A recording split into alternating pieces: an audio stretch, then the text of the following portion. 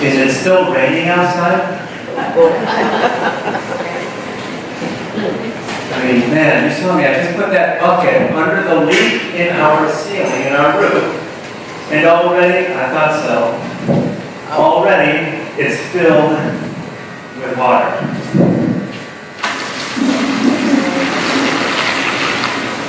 One moment while we empty the bucket. Today's readings are fascinating because they speak to us about balance and how it is that in our lives we have to live with a certain balance. Do you know where the word balance comes from? Have you ever tried to balance? Right? Have you tried to walk in balance? What happens when you balance? You're trying to keep two sides level. The English word balance comes from a Greek word, physilanx, which means two plates or two bowls, literally. Balance means two bowls. Think about this for a moment. You remember that scientific instrument that you used in the 8th grade? It was called a balance. It's two plates, right? And so you put something onto one plate and it goes down, and then you have to put weights onto the other plate to see where it balances, and that'll tell you how much it weighs. You remember the balance that you used in 8th grade science? And isn't that how it is with our lives too? How do we need to maintain a certain balance? Let's pause right there. Is it still raining? No? Man. We are going to fix this church yet so that there is no more leaks in the roof, if you know what I mean.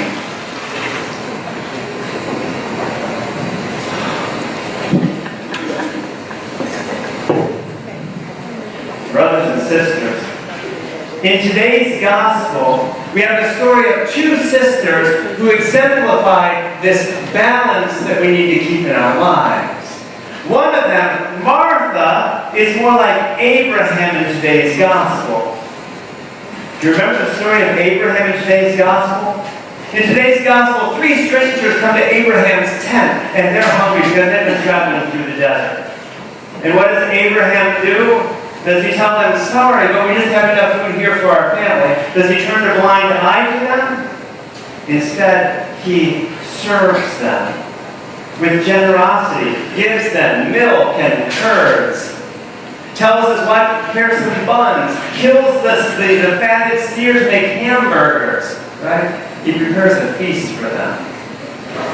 He's serving like Martha, which is a beautiful, beautiful thing. And as a result of serving, what happens at the end of today's first reading?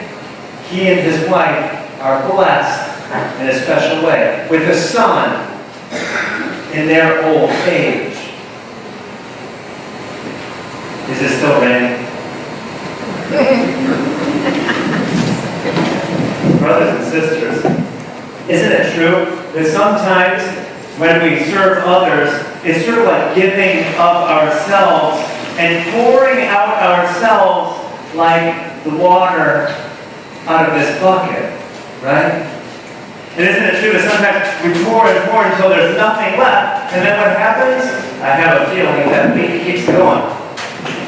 We have to find a way to fill ourselves. Which is where the notion of balance comes in, because yes, Martha was the one who served and served and served, and those of us who have certain personalities, those of us who are workaholics, right? And isn't it true that we're so focused on certain things, working and working and working, being active? But what about the other plate, the other bowl? In order to have balance in our lives, we need to focus there a little as well. Martha was the one who served. Mary was the one who just was. Who was at the feet of the Lord. Who was there listening to Jesus. Yes, we might spend a lot of time working and being busy, but how much do we slow down like Mary just to be? Just to be with the Lord. Just to pray or to meditate. Because isn't it true that life is a lot like that leak that's coming through the roof?